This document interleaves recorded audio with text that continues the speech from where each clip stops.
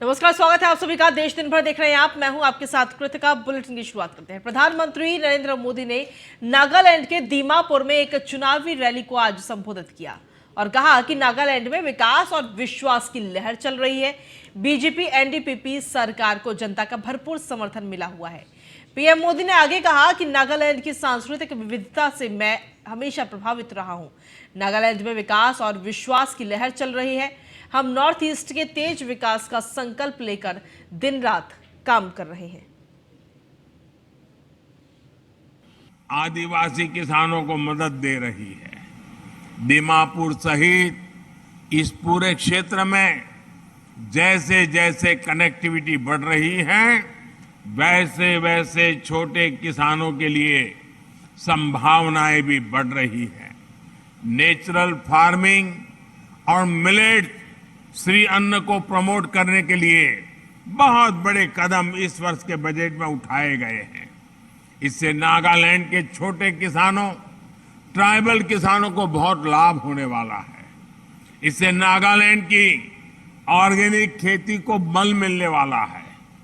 बांस की खेती को लेकर भी जो पुराना कानून था, उसको भी बीजेपी सरकार ने बदला है। इसका लाभ आज नागालैंड के आदिवासी परिवारों को हो रहा है। इसी सेवा भावना की वजह से देश की ट्राइबल बेल्ट में बीजेपी को बहुत प्यार मिल रहा है। वहीं छत्तीसगढ़ की राजधानी रायपुर में कांग्रेस का 85वां राष्ट्रीय अधिवेशन होने जा रहा है, जिसकी अध्यक्षता पार्टी के राष्ट्रीय अध्यक्ष मल्लिकार्जुन खड़गे करेंगे। देश भर से कांग्रेस नेता रायपुर पहुंचे हुए हैं। राहुल गांधी आज दोपहर 2 बजे के बाद रायपुर पहुंचेंगे। राजस्थान के मुख्यमंत्री अशोक गहलोत भी बैठक में शामिल होने के लिए रायपुर पहुंचे, जहां छत्तीसगढ़ के मुख्यमंत्री भूपेश बघेल ने सीएम अशोक गहलोत का स्वागत किया।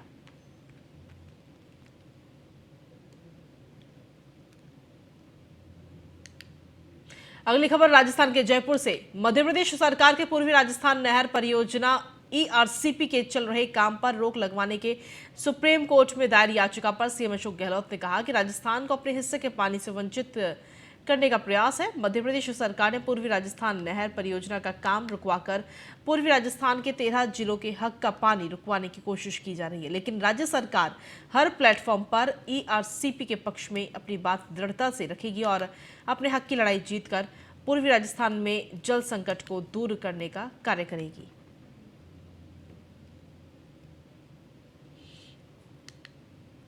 छत्तीसगढ़ के बलौदा बाजार भाटापारा में बीती रात बड़ा हादसा देखने को मिला। एक पिकअप वाहन की ट्रक से टक्कर में 11 लोगों की मौत हो गई। हादसे में 10 से ज्यादा लोग घायल बताए जा रहे हैं, जिनमें से 2 की हालत गंभीर बनी हुई है। जानकारी के अनुसार सभी लोग एक ही परिवार से थे और किसी पारिवारिक कार्य से खिलौरा से अर्जुनी गांव गए थे। मृतकों में 4 बच्चों की भी मौत हो गई।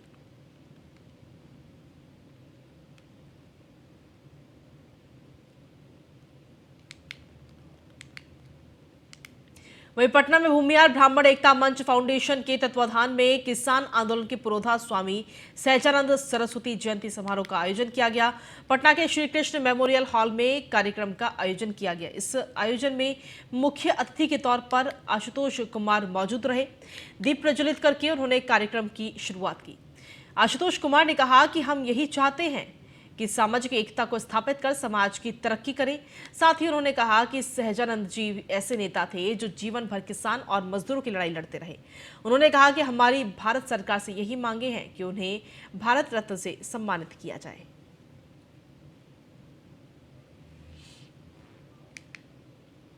भारतीय जनता पार्टी जिलाध्यक्ष सुबोध कुमार सिंह के नेतृत्व में केंद्रीय गृह राज्य मंत्री नित्यानंद राय का स्वागत नगर के द्वारिका पैलेस में किया गया। गृह मंत्री नित्यानंद राय बगही धाम में आयोजित महायज्ञ में शामिल होने के लिए सीतामढ़ी पहुंचे। बगही धाम के लिए प्रस्थान करने के क्रम में कार्यकर्ताओं ने उनका स्वागत किया और इस दौरान उन्होंने कहा कि सीतामढ़ी जगत जननी मां सीता की पावन जन्मभूमि है, इसका विकास अवश्य होगा। माता सीता और प्रभु श्री राम दोनों में कोई भेद नहीं, दोनों एक है। जानकी जन्मभूमि पर आगामी समय में बड़े बड़े कार्यक्रम का आयोजन भी किया जाएगा। अयोध्या में प्रभु श्री राम जन्मभूमि का विकास हो रहा है और निश्चित रूप से सीता जन्मभूमि का विकास भी होगा। वहीं बता दें आपको कि गृह मंत्री नित्यानंद राय के समक्ष मेयर प्रत्याशी रहे सुवंश राय, श्याम नंदन प्रसाद और जनता दल यू नगर अध्यक्ष संजय कुमार ने भारत माता की जय बोलकर भाजपा की सदस्यता ग्रहण की। राम जानकी जो मंदिर है पूरे बिहार का, उसके कुछ संत हमसे मिले थे और उन्होंने एक प्लान बनाया था, उनकी योजना है, हमसे शेयर किए। योजना उनकी है कि जब अयोध्या के मंदिर बनने से पूर्ण होने से पहले या पूर्ण होते समय यहाँ से राम जानकी के जन्मभूमि की मिट्टी, वहाँ की मिट्टी में हम सब मिलाएंगे। राम जानकी कटिहार में मिर्चाई बारी स्थित कोसी सर्किट हाउस के पास से पूर्णिया में आयोजित होने वाली महागठबंधन की रैली को लेकर पूर्णिया चलो रथ को सहकारिता मंत्री सुरेंद्र यादव ने हरी झंडी दिखाकर रवाना किया। वहीं इस मौके पर पूर्व शिक्षा राज्य मंत्री डॉक्टर राम प्रकाश महतो, राजनेता राजन यादव, आरजेडी नेत्री इशरत प्रवीण सहित राज्य के कई नेता और कार्यकर्ता मौजूद रहे। आपको बता दें कि प्रभारी मंत्री ने कहा कि महागठबंधन की रैली में हर धर्म जाति के लोग हिस्सा ले रहे हैं और 2024 में होने वाले चुनाव की राजनीति यहीं से तय होगी। साथ ही उन्होंने कहा कि अब लोग बीजेपी से पूरी तरह से ऊब चुके हैं। महागठबंधन के महारैली जो पूर्णिया में 7 गठबंधन जो पार्टी है इसका होना है और हर धर्म के लोग और हर जाति के लोग इसमें भाग लिया है। ये महागठबंधन जो है 2024 के रणनीति राजनीति तय कर गया और हर आदमी जो है आज के तारीख में वो बीजेपी से उब चुका है। ये आगामी 25 फरवरी को पूर्णिया में महागठबंधन की महारैली को लेकर सीमांचल के जिलों में तैयारी जोरों पर है। कटिहार में इसकी तैयारी प्रभारी मंत्री सुरेंद्र यादव की देखरेख में हो रही है। इसी बीच बिहार सरकार के मंत्री सुरेंद्र यादव ने केंद्र सरकार की नीतियों पर जमकर हमला किया। इस दौरान मंत्री सुरेंद्र यादव ने अग्निवीरों की बहाली को लेकर ऐसा बयान दे दिया जिस पर आने वाले दिन में बिहार के साथ साथ देश की राजनीति में एक बार फिर भूचाल आ सकता है। अग्निवीर योजना के विरोध करते हुए उन्होंने कहा कि आने वाले दिन में ये हिजड़ों का फौजी साबित होगा। जब इस बयान पर उन्होंने भारत की सेना से जोड़कर ऐसी टिप्पणी पर सवाल पूछा गया तो उन्होंने कहा कि भारतीय सेना पर उन्हें नाज है, मगर आज भी वो और उनकी सरकार अग्निवीर योजना के विरोध करती है। ठीक आज से 8.5 साल के बाद देश का नाम आवेगा हिजड़ों के फौज में। ये मैं बोलता हूँ। 8.5 साल के बाद जितना पुराना सेना है वो सब रिटायर कर जाएगा। ये जो 4.5 साल का जो अग्निपथ वाले अग्निवीर वाले लोग जो बहाल होंगे इनका तो ट्रेनिंग में पूरा नहीं होगा, तो चल आवेंगे रिटायर होके। तो जब उस पर कुटुंब आवेगा शादी ब्याह के, पूछेगा क्या नाम है बाबू, तब विजय सिंह, विजय कुमार, विजय यादव, विजय प्रसाद, क्या करते हो, तो रिटायर फौजी ही हो, तो होगा ब्याह। अगर रिटायर करेंगे तो परमानेंट नहीं रिटायर है। कहाँ बेटी दे के बर्बाद करवाए कर जीवन, भाग चलेगा। गाड़ी से भी आवेगा तो गाड़ियों छोड़ देगा, इसी पैदल भाग चलेगा वो। समझ गए ना।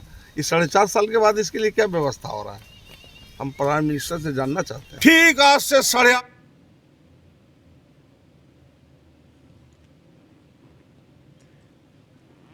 तो ये बयान दिया गया है और बयान को लेकर अब कहीं ना कहीं विवाद बहुत ज्यादा आगे आने वाले समय में बढ़ता हुआ नजर आएगा। बिहार के कटिहार में इस तरीके का ये बयान दिया गया है। अधिक जानकारी के साथ वरिष्ठ संवाददाता मनोज कुमार जुड़ गए। मनोज, क्या कुछ ताजा अपडेट आपके पास?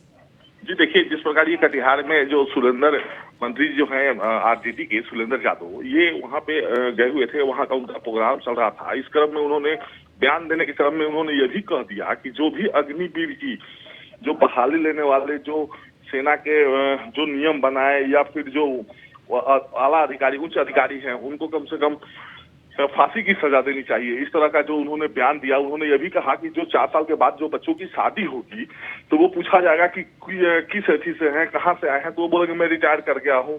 तो ऐसे लोगों की शादी नहीं हो पाएगी बिहार के लोगों को।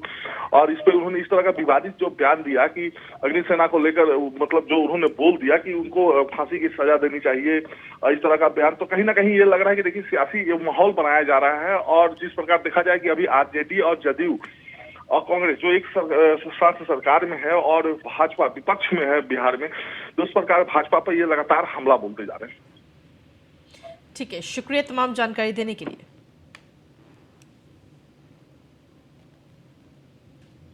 वहीं कटिहार में 25 फरवरी को पूर्णिया रंगभूमि मैदान में महागठबंधन महारैली की तैयारी जोरों पर चल रही है। इसको लेकर गठबंधन के सभी दलों के बड़े नेता खुद से रैली को सफल बनाने के लिए जुट गए हैं।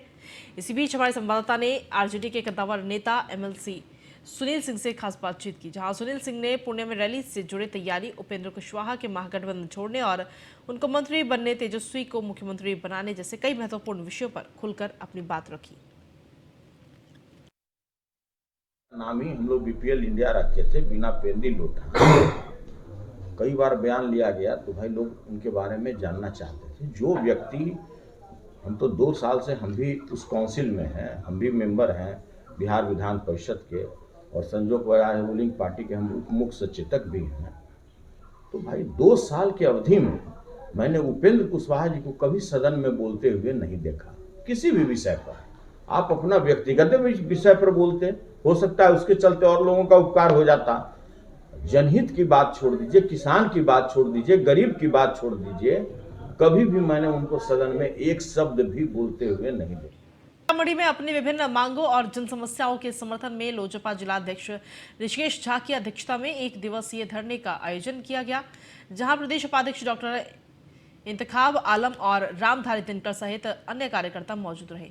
आपको बता दें कि विद्युत विभाग की मनमानी को लेकर धरना प्रदर्शन किया गया, जिसमें बीपीएल परिवारों को 150 यूनिट बिजली फ्री दिए जाने की मांग की। साथ ही सभी स्मार्ट प्रीपेड मीटर से मीटर रीडिंग टेस्ट सर्टिफिकेट जरूर दिया जाए की भी मांग इस दौरान रखी गई। हम लोग देख रहे हैं कि बिजली की जो समस्या है तो पूरे बिहार की जो स्थिति है वो आपसे वाकिफ है, और बिहार में जो बिजली की स्थिति है, हमारे जो पार्टी है लोजपा रामविलास, हम लोग आज पूरे बिहार में सभी जिले में धरने प्रदर्शन में बैठे हैं कि बिजली का बिल माफ हो। एग्रीकल्चर का जो है वो बिजली बिल जो बीपीएल के द्वारा आता है उसके यूनिट पर उसको रखा जाए।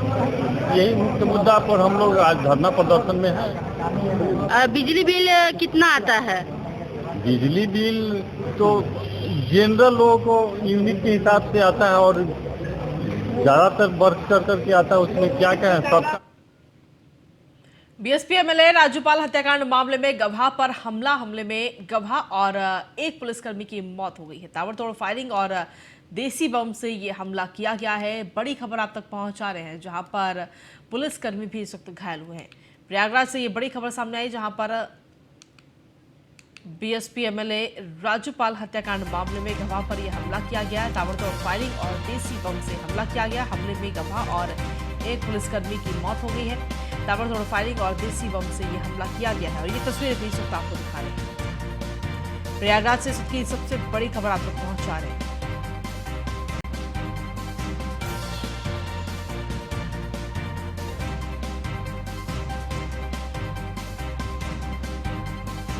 प्रयागराज से सबकी बड़ी खबर, जहां पर बीएसपी एमएलए राज्यपाल हत्याकांड के मामले में गवाह पर यह हमला किया गया है। हमले में गवाह और साथ ही एक पुलिस कर्मी की भी मौत हो गई है। ताबड़तोड़ फायरिंग की गई और देसी बम से ये हमला किया गया है। इस वक्त की बड़ी खबर आप तक पहुंचा रहे हैं प्रयागराज से। हमले में गवाह और एक पुलिसकर्मी की मौत हो गई है।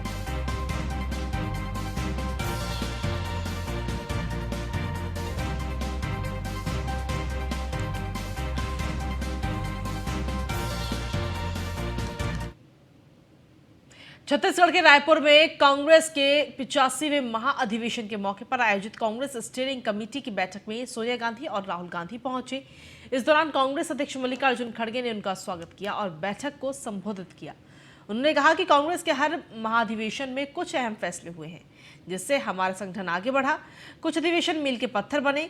वहां होने वाले फैसले आज भी इतिहास में याद किए जाते हैं।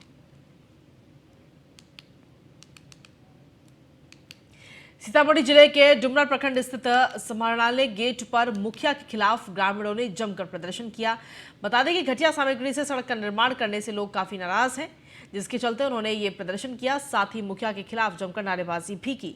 हालांकि बाद में मौके पर पहुंची पुलिस कर्मियों ने प्रदर्शनकारियों को शांत कराया। डीएम को आवेदन सौंपकर मुखिया पर कार्रवाई की मांग की।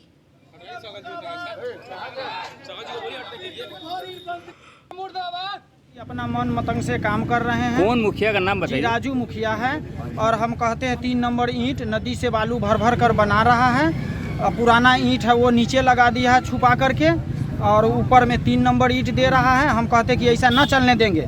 तो मुखिया जी का कहना हो रहा है कि चलेगा, नीचे से ऊपर तक हम कमीशन दे रहे हैं, तुमको चिल्लाने से कुछ नहीं होने वाला है। वार्ड का कोई फरीदाबाद के लोगों को आने वाले कुछ दिनों तक पेयजल समस्या का सामना करना पड़ेगा। दरअसल फरीदाबाद महानगर विकास प्राधिकरण दिल्ली मुंबई एक्सप्रेसवे के रास्ते में आ रही रेनी वेल की लाइन नंबर 2 को शिफ्ट करने जा रही है, जिसकी वजह से आज से 25 फरवरी तक शहर के कई इलाकों में पेयजल सप्लाई बाधित रहेगी। इस लाइन से जुड़े सेक्टर और कॉलोनियों में सुबह 10 बजे से पेयजल सप्लाई बंद कर दी गई है।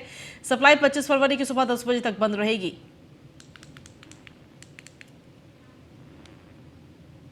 पानी की वजह से बहुत परेशानी उठानी पड़ेगी। वह पीने के और नहाने धोने साफ सफाई के लिए लेटरिन बाथरूम के बहुत ही परेशानी उठाने का भारी कष्ट उठाना पड़ेगा। ये बहुत ही मुसीबत की बड़े खेद और दुख की बात है कि पानी के बगैर तो लोगों का भी काम काज और नहाना धोना दूसरी बार बहुत ही प्रॉब्लम, बहुत ही समस्या और कठिनाई होगी। इसलिए पानी की ना होने के कारण बहुत ही समस्या पैदा हो जाएगी। क्या कोई व्यवस्था ऐसी की टैंकरों की गई है कि जो पानी बंद रहेगा इस बीच? इसलिए नगर निगम से हमारा अनुरोध है, प्रार्थना है कि इसके टैंकरों का बंदोबस्त किया जाए। 2 दिन से पानी नहीं आएगा तो कैसे काम चलेगा? पानी तो मोल लेना ही पड़ेगा, कैसे काम चलेगा हमारा सबका? परेशानी कितनी उठानी पड़ेगी? परेशानी कितनी उठानी पड़ेगी?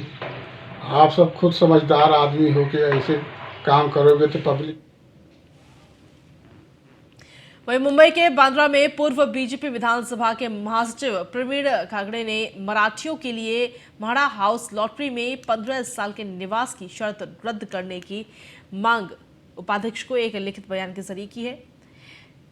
कोंकण हाउसिंग बोर्ड और मुंबई बोर्ड शहरी और ग्रामीण क्षेत्रों के लिए हाउस लॉटरी आयोजित करते हैं। लॉटरी में विजेता बनने वाले प्रत्येक आवेदक से महाराष्ट्र सहित मुंबई का 15 साल का निवासी प्रमाण पत्र लिया जाता है। इसी मुद्दे पर बीजेपी के स्थानीय पदाधिकारी प्रवीण खागड़े ने म्हाडा को लिखे पत्र में कहा कि इसको 15 साल के निवास का प्रमाण पत्र नहीं मांगना चाहिए और मराठी लोगों को इस शर्त से बाहर रखा जाना चाहिए।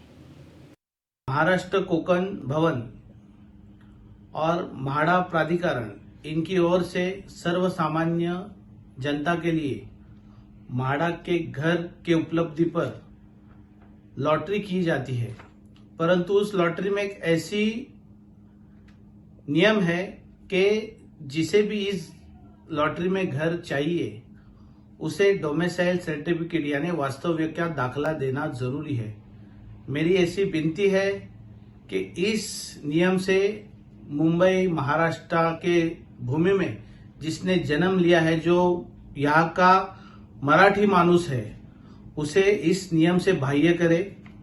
ऐसा लिखी निवेदन मैंने म्हाडा के उपाध्यक्ष दिगीकर साहेब, महाराष्ट्र के मुख्यमंत्री आदरणीय एकनाथ शिंदे साहेब, महाराष्ट्र के उप मुख्यमंत्री आदरणीय देवेंद्र फडणवीस साहेब, इनको निवेदन द्वारा किया है।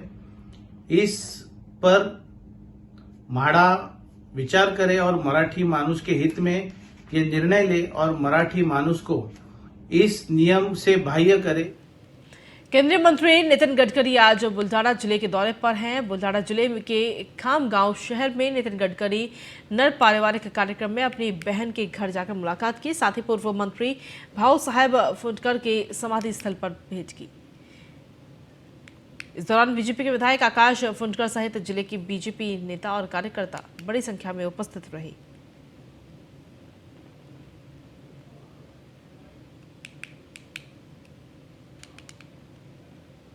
बिहार के रहने वाली संजना पांडे आज के समय में बिहार के युवाओं के दिल की धड़कन बनती जा रही है। जी हाँ, संजना पांडे ने कम समय में भोजपुरी फिल्म में अपना नाम कमाया, साथ ही साथ भोजपुरी फिल्में इस कदर लोगों के बीच चर्चा का विषय बनी, मानो आने वाले समय में पवन सिंह हो या खेसारी लाल या निरहुआ, ऐसे लोगों को पीछे छोड़ती नजर आ रही है।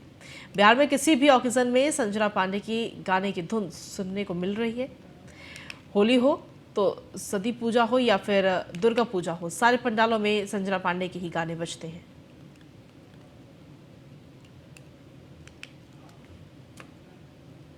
और इसी के साथ फिलहाल देश दिन भर में इतना ही।